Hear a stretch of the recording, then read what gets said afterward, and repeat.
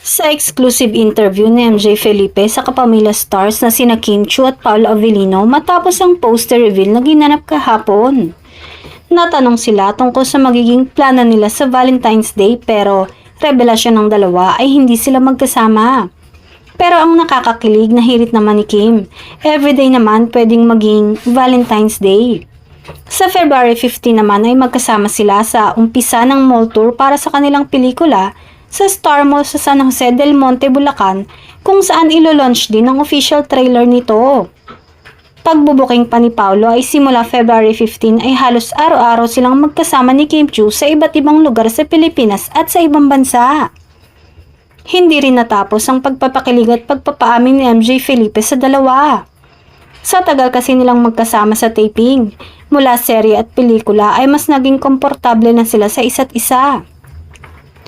Sa ipa nga ni Kim ay share sila ng food ni Paolo sa set. Hindi siya kumakain ng meat kaya medyo inadjust ko yung baon ko.